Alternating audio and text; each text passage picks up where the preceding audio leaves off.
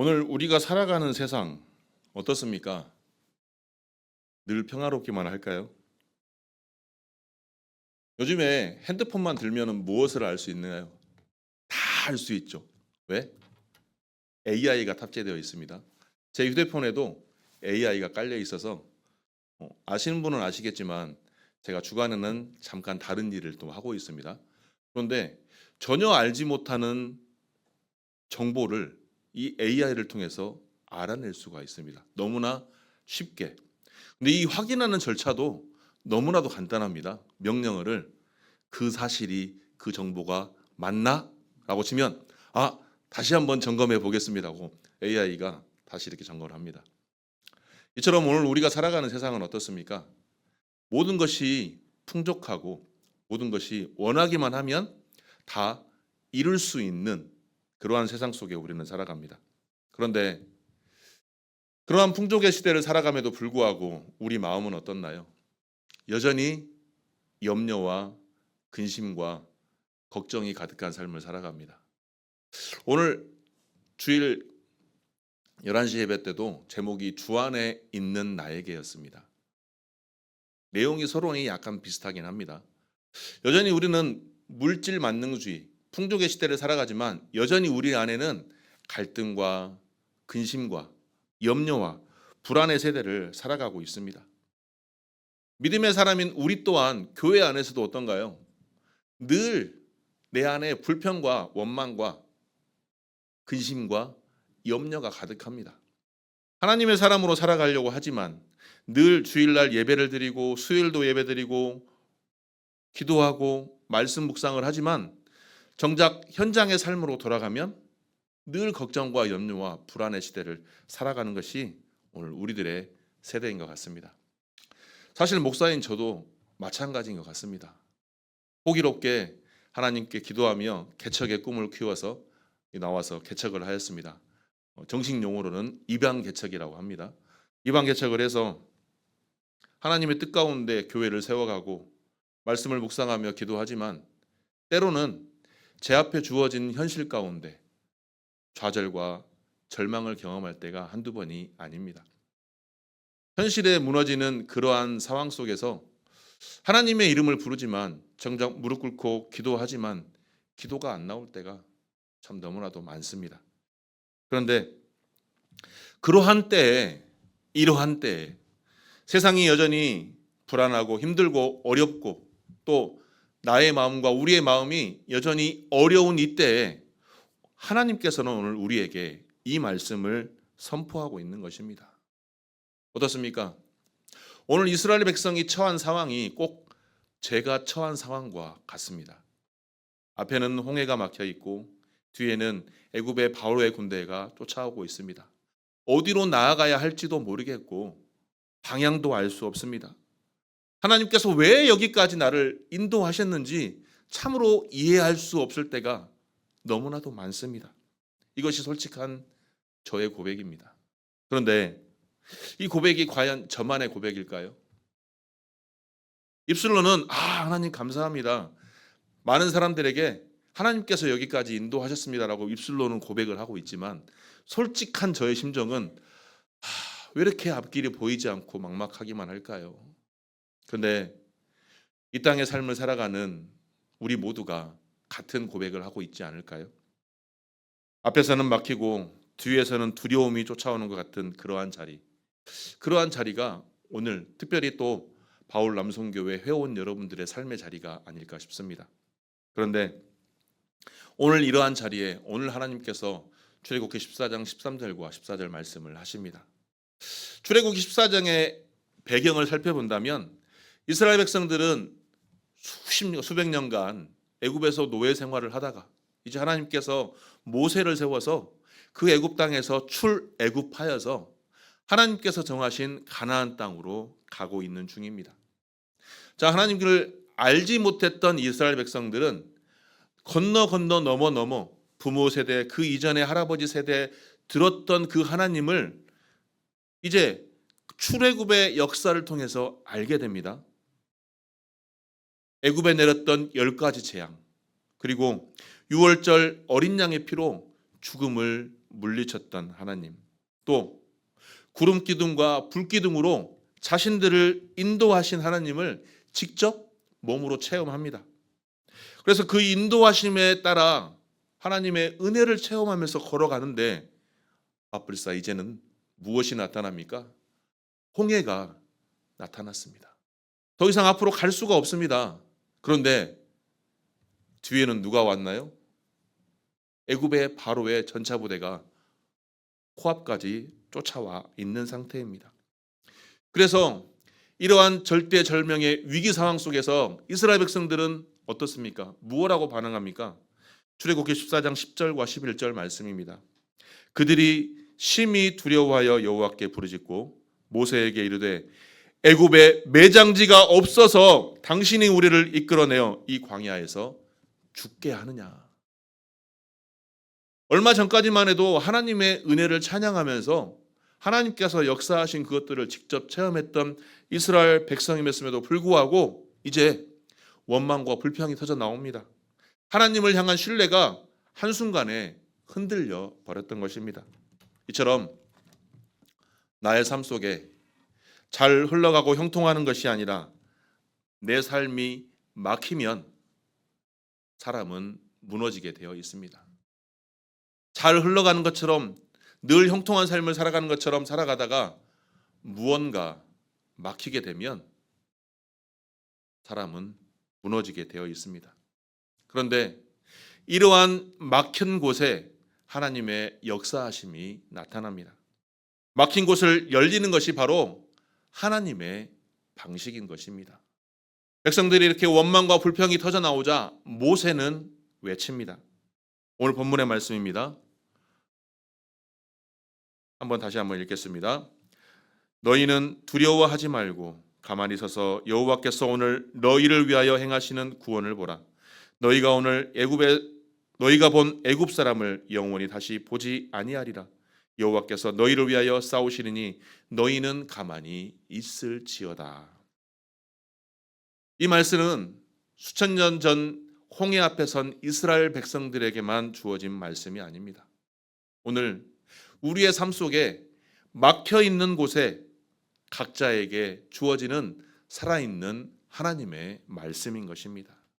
그 첫 번째 말씀이 바로 두려워하지 말라입니다. 왜냐하면 막힌 곳에서 두려움은 하나님을 바라보지 못하게 하기 때문입니다. 모세의 첫 번째 선포입니다. 두려워하지 말라. 자, 이 두려워하지 말라라는 말씀은 성경의 여러 곳에서 등장하고 있습니다. 자, 성경의 여러 곳에서 등장하는 이유가 뭘까요? 하나님께서 이 말씀을 성경의 여러 곳에서 반복적으로 하신 이유는 바로 두려움이 인간의 가장 근본적인 문제이기 때문입니다. 두려움이 가장 처음 나타났을 때가 바로 창세기 3장에 하나님께서 아담을 부르셨을 때입니다. 하나님께서 아담을 왜 불렀을까요? 아담에게 동산 중앙에 있는 선악을 알게 하는 나무의 열매는 먹지 말라고 했는데 하와와 아담이 그 열매를 먹고 맙니다. 그래서 아담을 하나님께서 부르십니다. 그때 아담이 뭐라고 답할까요? 창세기 3장 10절 말씀에 보면 내가 동산에서 하나님의 소리를 듣고 내가 벗었으므로 두려워하여 숨었나이다 라고 말하고 있습니다. 죄가 인간으로 처음 들어온 이후에 인간이 첫 번째 가졌던 감정이 바로 이 두려움이라는 것입니다.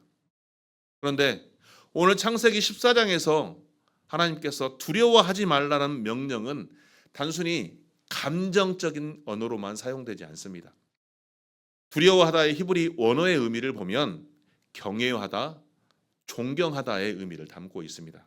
즉 이스라엘 백성들이 두려워할 대상은 하나님이었음에도 불구하고 바로 애굽 바로 왕의 군대를 두려워했다는 것입니다. 하나님을 경외해야 될 그 마음이 바로에게 향해 있었던 것입니다. 그래서 두려워하지 말라 이 명령을 다시 한번 재해석해 본다면 저는 이렇게 써보았습니다. 너희 경외를 바로 애굽 군대에 두르지 말라. 너희 앞에 맡고 있는 이 상황에 압도당하지 말라. 너희가 두려워해야 할 분은 오직 바로가 아닌 오직 여호와 하나님이시다. 잘못된 것에 대한 그 대상에 대한 두려움을 하나님에 대한 경외로 바꾸어야 하는 것입니다. 이것이 바로 성경에서 말하는 두려움을 이기는 방법입니다.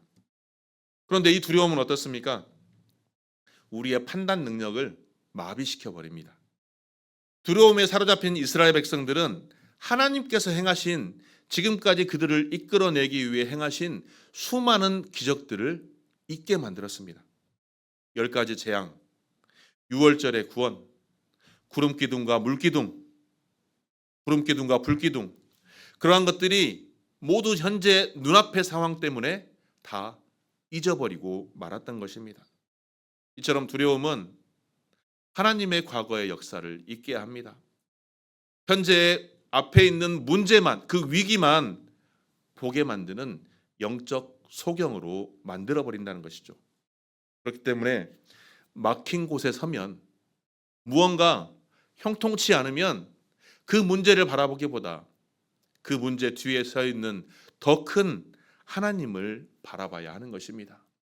문제만 바라볼 때는 오히려 하나님을 바라보지 못하는 영적 위험성이 우리에게 임한다는 사실을 우리가 꼭 기억해야 합니다. 그래서 사도 바울은 요한일서 4장 88절에서 사랑 안에 두려움이 없고 온전한 사랑이 두려움을 내쫓나니 두려움에는 형벌이 있음이라 두려워하는 자는 사랑 안에서 온전히 이루지 못하였느니라 라고 말하고 있습니다. 두려움의 궁극적인 해결책은 감정 통제가 아니라 바로 하나님의 사랑 안에 내가 들어가고 그 사랑 안에 머무는 것입니다. 하나님의 사랑을 깊이 경험하고 확신할 때 우리는 그 두려움을 이겨낼 수 있는 것입니다. 그런데 오늘날 현대인은 이러한 두려움을 이겨내기 위해 여러 가지 방안들을 사용합니다. 어떤 사람은 세상의 향락에 취해 두려움을 이겨내려고 합니다. 또 어떤 사람은 자신의 바쁜 일정들을 통해서 두려움을 생각할 시간도 없게 만들어 버립니다. 또 어떤 사람은 자신이 재테크나 보험, 저축 이런 것들을 통해서 자신이 무언가 할 수 있다라고 생각하면서 두려움의 원인을 극복하려 합니다. 하지만 그러한 것들이 근원적인 두려움을 다 없앨 수 있을까요? 두려움의 뿌리까지는 건들지 못하는 것입니다. 두려움을 온전히 이겨낼 수 있는 그 두려움의 뿌리는 하나님의 신뢰에 대한 결핍에서 나오기 때문입니다. 내 통제 아래 내 삶이 완전히 오픈되어 있을 때, 내 삶을 온전히 내가 통제하지 못할 때, 그리고 내가 예측하고 대비할 수 없는 그러한 막힌 상황이 닥쳤을 때 어떻습니까? 우리는 염려하고 두려워합니다. 그래서 우리 옛날 어르신들은 어떻습니까? 어떻게 항상 어떻게만 외치죠. 결국 그 모든 것을 하나님께서 주관하신다는 그 믿음이 흔들리기 때문에 늘 우리 안에 두려움이 있는 것입니다. 그러면 두려움을 이기는 방법이 뭘까요? 첫 번째로 하나님께서 과거의 역사를 행했던 것을 기억하는 것입니다. 하나님께서 오늘 나에게 행했던 그 역사를 기억해내는 것입니다. 이스라엘을 구원하시기 위해 하나님께서 바로를 치시고 애굽 군대를 멸하셨던 것, 구름기둥과 불기둥으로 인도하셨다는 사실을 기억해내는 것입니다. 그래서 시편 기자는 두려움 앞에서 시편 143편 5절에서 내가 옛날을 기억하고 주의 모든 행하신 것을 묵상하며 주의 손이 행하신 일을 깊이 생각해 나이다라고 말씀하고 있습니다. 개척을 하고 두렵고 좌절하고 절망의 순간이 다가올 때 오늘 말씀을 묵상하며 예전 일들을 기억해 보았습니다. 처음 목회를 하겠다고 덤벼들었을 때, 아무것도 없을 때 빈털털이었던 나를, 영적으로나 육적으로나 빈털털이었던 나를, 저를 이곳까지 세우신 그 하나님의 은혜를 생각하니 하나님께 감사만이 떠올랐습니다. 우리의 삶이 다 마찬가지 아닐까요? 하나님께 받았던 은혜를 생각한다면 지금 현재 내 앞에 있는 문제는 아무것도 아닙니다. 왜? 그 문제는 내가 해결하는 것이 아니라 바로 우리 하나님께서 해결하시기 때문입니다. 그러므로 눈앞에 두려움이 닥칠 때 신실하신 하나님의 역사를, 하나님의 섭리를, 하나님의 계획하심을 신뢰할 수 있는 저와 여러분이 되기를 축복합니다. 막힌 곳이 있다 할지라도, 그 막힌 곳으로 인하여 상황이 변하지 않는다 할지라도 하나님께서 모든 것을 해결하시고 그 상황 속에서 하나님의 은혜를 체험할 수 있는 저와 여러분이 되시기를 주님의 이름으로 축원합니다. 두 번째로, 두려움을 느낄 때 그것을 숨길 필요가 없습니다. 왜냐하면 두려운 감정을 느끼는 자체는 결코 죄가 아닙니다. 예수님께서도 겟세마네 동산에서 내 마음이 심히 고민하여 죽게 되었도다라고 하셨습니다. 두려움을 인정하고 그 두려움을 들고 하나님께 나아가시기 바랍니다. 두려움이 기도의 방해물이 아니라 기도의 출발점이 되어야 하는 것입니다. 그래서 내 앞에 문제로 인하여 두려움이 들 때 하나님 앞에 솔직하게 고백하십시오. 하나님, 이 문제로 인하여 내가 너무나도 두렵습니다. 그러나 하나님께서 두려워 말라 하셨으니 내가 온전한 그 하나님의 말씀을 신뢰합니다. 이 솔직한 고백을 통해 하나님의 역사를 더욱더 체험할 수 있는 저와 여러분이 되시기를 주님의 이름으로 축원합니다. 그래서 우리의 삶 속에 두려움이 다가오려 할 때 온전히 두려움에 맞서려고 애쓰기보다 그 두려움을 인정하고 하나님께서 이전까지 지금까지 나를 위해 행하셨던 구원의 역사를 기억하며 또다시 나를 구원하실 하나님의 그 손을 붙들며 나아가는 저와 여러분이 되시길 주님의 이름으로 축원합니다. 두 번째로, 우리는 가만히 서서 바라봐야 합니다. 자, 모세의 두 번째 명령은 가만히 서서 구원을 보라입니다. 그런데 현재 상황을 보니 이는 도저히 인간적으로는 이해할 수 없습니다. 오지도 가지도 못할 막혀있는 절대절명의 위기 상황에서 가만히 서 있어라? 이거는 정말 이해할 수 없는 상황입니다. 가만히 서다의 히브리 언어의 의미를 보면 단호하게 자리를 잡다, 그리고 굳건히 서다, 진지에 위치하다라는 약간 군사적인 의미를 갖고 있습니다. 자, 하나님의 구원을 기다리기 위해 의도적으로 자리를 잡고 능동적인 자세를 취하는 것, 막힌 곳에서 도망치는 것이 아니라, 주저앉는 것이 아니라 믿음으로 굳게 서라 라고 말씀하고 있는 것입니다. 가만히 서라고 해서 아무것도 하지 말라라는 말씀이 아닙니다. 그런데 가만히 서서 뭐 하라고 하고 있습니까? 구원을 보라라고 얘기하고 있습니다. 하나님께서 행하시는 구원을 눈으로 목격하는 것만으로 끝나는 것이 아니라 몸으로 경험하고 체험하고 깨달으라는 것입니다. 왜? 막힌 곳을 여시는 분은 내가 아니라 우리 하나님의 역사이기 때문입니다. 우리가 무언가를 행하려고 할 때 아무리 내가 하려고 해도 안 되는 것들이 있습니다. 너무나 많습니다. 이스라엘 백성들의 홍해는 그들이 가를 수 있는 능력이 아닙니다. 애굽의 바로의 전차부대는 그들을 맞서 싸울 수 있는 그 힘이 이스라엘 백성들에게는 없었습니다. 그들이 할 수 있는 것은 무엇입니까? 오직 하나님께서 행하실 그 능력만 믿고 그것만 의지하는 것뿐입니다. 그런데 이것이 바로 우리 기독교 구원론의 핵심입니다. 구원은 우리가 아무리 노력한다고 하여서 이루어지는 것이 결코 아닙니다. 인간의 능력으로 구원을 얻을 수 있는 사람은 이 세상에 단 한 사람도 없습니다. 오직 하나님의 은혜로만 이루어지는 것이 바로 구원이라는 사실입니다.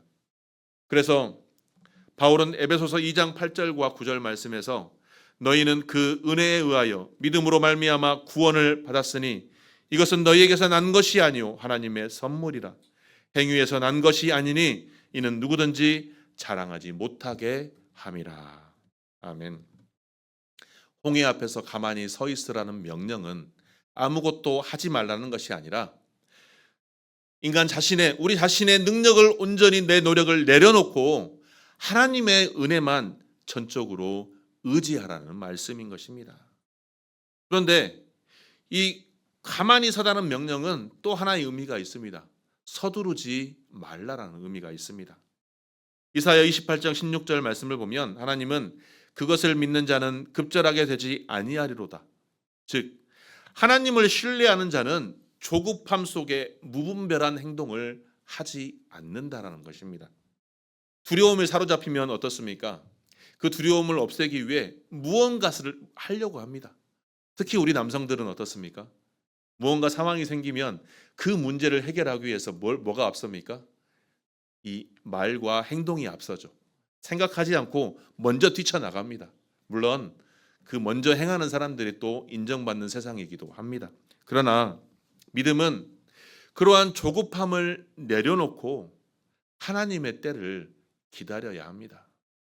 이것이 완전한 수동성을 의미하지는 않습니다. 하나님의 때를 기다리는 것, 하나님의 때가 어떠한 것을 우리에게 행하게 하시는지를 기다리고 조급하게 내 뜻과 내 생각으로 무분별한 행동을 하지 않는 것을 의미하는 것입니다. 하나님은 모세에게 이스라엘 자손들에게 명령하여서 가만히서 구원을 보라라고 했지만 나아가라고 명령하고 있습니다. 무엇을 말하고 있습니까?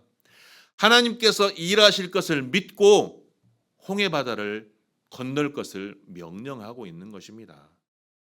가만히 서서 하나님의 약속하심을 신뢰하고 하나님의 명령에 따라 앞으로 나아가는 것입니다. 내 뜻과 내 생각대로 무분별하게 행동하는 것이 아니라 조급하게 행동하는 것이 아니라 하나님의 뜻을 신뢰하고 그 뜻에 순종하며 믿음으로 나아가는 것입니다. 그러할 때 우리는 그 믿음의 행동을 통하여 하나님의 은혜를 체험할 수 있는 것입니다. 신학자 디트리 본 해퍼는 행동하는 것과 기다리는 것은 반대가 아니다. 참된 기다림은 가장 강력한 형태의 행동이다라고 말하였습니다. 하나님 앞에서 가만히 서서 구원을 기다리는 것, 이것은 결코 무기력한 것이 아닙니다. 가장 강력한 믿음의 행동인 것입니다. 내 자신의 것을 다 내려놓고 하나님의 뜻에 온전히 순복하는 것. 그래서 막힌 곳에서 믿음으로 서는 자에게 하나님은 그 막힌 곳을 열 줄로 믿습니다. 이 세상은 발빠르게 행동하는 사람들의 성공하는 이야기들이 넘쳐납니다. 그런데 가만히 있는 자가 결코 무능함이 아니라는 것을 기억하시고 우리 믿음의 사람들은 하나님의 뜻에 맞게 온전하게 걸어갈 수 있는, 그래서 하나님께서 나를 통해 이 땅 가운데 세우신 그 사명이 무엇인지를 분별할 수 있어야 합니다. 그렇기 때문에 우리는 세 가지 훈련을 해야 됩니다. 첫 번째가 하나님의 때를 기다리는 훈련을 해야 됩니다.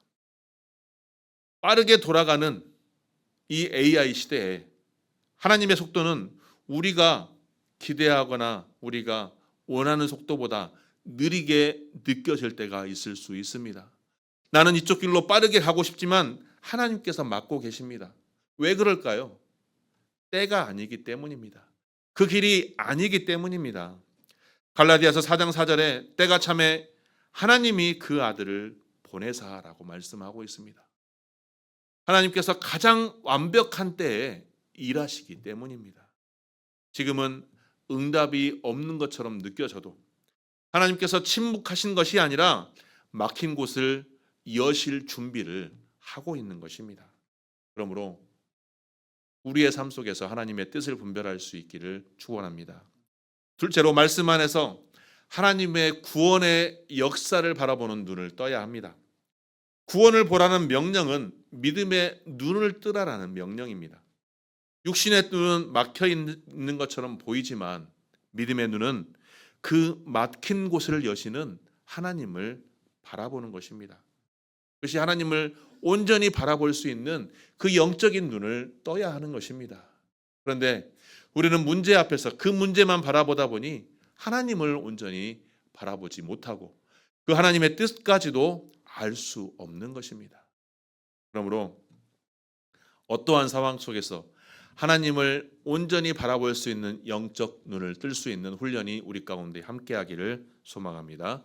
세 번째로 예배와 기도의 자리를 지키는 것이 가만히 서 있는 것의 구체적인 표현입니다.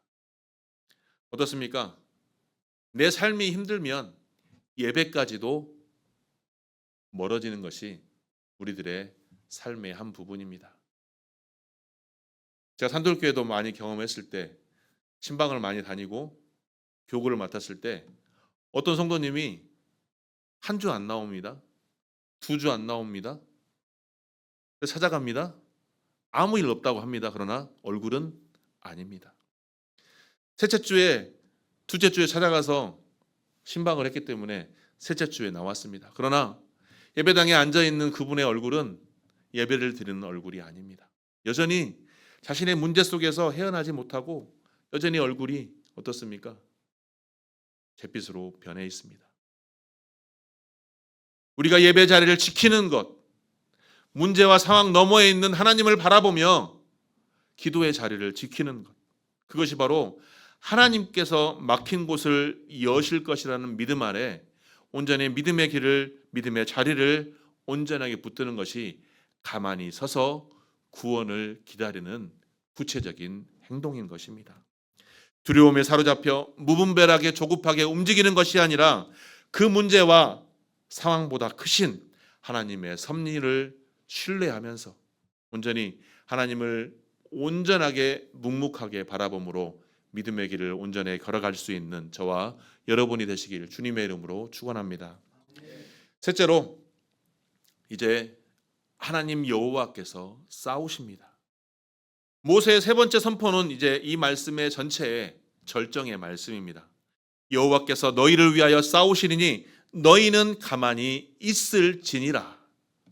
자, 여호와께서 싸우신다는 말씀을 원어적 의미로 직역을 하면 여호와 하나님이 너희를 위해, 즉 너희를 대신하여 친히 전투에 임하신다는 표현입니다. 막힌 곳을 여시는 바로 여호와 하나님의 선언이십니다. 자, 이스라엘의 전쟁은 인간의 군사적 전쟁으로 이루어지는 그러한 전쟁으로 끝나는 것이 아니라 하나님께서 친히 싸우시고 인간이 그 믿음의 자리를 지키는 것이 바로 이스라엘의 영적 전투들이었습니다. 그래서 하나님이 함께 하시면 이스라엘은 늘 승리하였습니다. 사무엘상 17장에 다윗이 골리앗을 향했을 때도 어떻습니까? 전쟁은 여호와께 속한 것이라 그가 너희를 우리 손에 넘기시리라 확신에 찬 대답을 하고 있습니다. 왜? 하나님께서 싸우시니 하나님을 대적할 자가 이 땅 가운데 아무도 없기 때문입니다. 그러므로 우리 앞에 막힌 곳이 있다면 그것을 하나님께 온전히 다 내어드리시기 바랍니다. 왜? 하나님께서 싸우시니 행하지 못할 것이 없으며 막힌 곳이 당연히 열릴 것일 것입니다. 신약에서는 이 진리가 바로 예수 그리스도의 십자가에서 가장 완벽하게 실현되었습니다. 골로새서 2장 15절 말씀에 보니 통치자들과 권세들을 무력화하여 드러내고 구경거리로 삼으시고 십자가로 그들을 이기셨느니라 라고 말씀하고 있습니다. 예수님의 십자가, 많은 사람들은 예수님께서 세상에 졌다라고 그 당시에는 말했을 것입니다. 종교 지도자들은 예수님을 십자가에 못 박아 죽임으로 자신들이 승리했을 것이라고 생각하였을 것입니다. 하지만 예수님의 십자가는 죄와 사망을 이기신 하나님의 완벽한 승리이셨습니다. 홍해에서 바로의 군대를 물리친 것도 출애굽의 구원이었다면 십자가에서 예수님께서 피 흘리심은 죄와 사망을 이기신 인류 역사 최대 막힌 곳을 열은 그 사건이었다는 것입니다. 그 싸움에서 인간이 한 것이 무엇입니까? 예수님의 십자가 사건에서 인간이 한 것은 예수님을 고작 십자가에 못 박은 것뿐이었습니다. 예수님께서 홀로 싸우셨고 홀로 승리하셨습니다. 그래서 너희는 가만히 있을지니라, 여기에서 가만히라는 의미를 여기에 대입하다 보면 담담하게 침묵을 유지하며 홀로 싸우신 예수님을 바라볼 수 있는 것입니다. 하나님의 싸움 앞에 인간이 취해야 될 태도, 우리가 취해야 될 태도는 우리가 무언가를 하는 것이 아니라 오직 침묵과 하나님의 역사하심과 하나님의 계획하심의 신뢰와 또 온전히 그 신뢰 안에 하나님의 승리를 바라보며 찬양하는 것뿐입니다. 결코 체념이나 포기가 아닙니다. 가장 고귀한 신앙인의 자세입니다.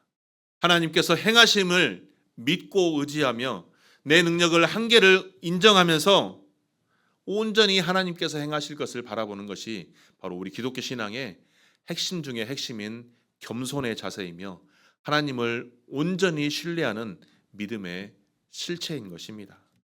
그래서 베드로전서 5장 7절에서 너희 염려를 다 주께 맡기라 이는 그가 너희를 돌보심이라 라고 말씀하고 있습니다. 여호와께서 너희를 위하여 싸우신다. 그렇다면 오늘날 우리의 삶 속에서는 어떤 의미를 가지고 있을까요? 우리의 삶 속에서 아무리 노력해도 안 되는 것들이 있습니다. 질병이나 관계의 문제, 경제적인 압박, 중독, 내 안의 상처들, 이러한 것들 때문에 우리는 늘 갈등하며 싸우고 때로는 지쳐 쓰러질 때가 많습니다. 그런데 그러한 때 여호와께서 그러한 것들을 위하여 너희를 위해 싸우신다라고 우리에게 선포하고 있습니다. 이 얼마나 담대하며 이 얼마나 능력 있는 말씀입니까? 이 얼마나 힘이 되는 말씀입니까? 그 말씀 안에 우리가 취할 자세는 무엇입니까? 내 주님, 내 하나님, 저는 막을 곳이 막힌 곳을 내가 열 능력이 없으니 하나님께서 온전히 해결해 주실 줄 믿고 의지합니다. 하나님의 뜻에 순종합니다. 내 막힌 곳을 온전히 하나님께 다 내어드립니다. 라고 고백할 수 있는 저와 여러분이 되기를 축복합니다. 그것이 바로 가장 강력한 승리의 힘을 불러올 수 있는 것입니다. 내가 약한 때에 강함이라 약할 때 강함 되시는 그 주님을 온전히 신뢰할 수 있는 것이 우리가 취해야 될 자세인 것입니다. 그리고 두 번째가 감사와 찬양의 선포입니다. 당연히 내가 행할 수 없는 것을 하나님께서 해결하셨으니 당연히 하나님께 감사해야 하지 않겠습니까? 당연히 하나님께 찬양 올려야 되지 않겠습니까? 제가 아침마다 출근을 하면서 하는 기도가 있습니다. 그곳은 세상입니다. 또 그곳은 많은 사람들이 오는 곳입니다. 그런데 하나님, 종이 머무는 곳이 잘 되게 하십시오. 요셉의 마음으로 기도를 합니다. 종에 머무는 곳이 잘 되어서 그곳에 믿지 않는 많은 사람들이 하나님을 알게 하십시오. 정말로 하나님께서는 저의 기도를 들으셨는지 잘 되게 하십니다. 잘 되게 하시고 저를 사용하셔서 많은 믿지 않는 사람들이 하나님을 알게 하십니다. 그래서 수요일이면 빨리 가라고 합니다. 가서 예배 준비해야죠. 말씀 준비해야죠. 제가 1년에 2번 노예가 있어서 빠져야 됩니다. 얼마든지 가십시오. 제가 하는 것이 아니라 하나님께서 하십니다. 왜? 하나님의 종이 머무는 것이 잘 되게 하십시오. 그래서 그곳에서 많은 사람들이 하나님을 알게 하십시오.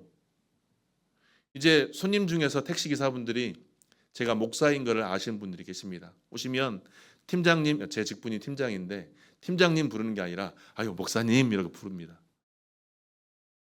그분들이 교회를 다니신 분들도 계시고 안 다니신 분도 계십니다.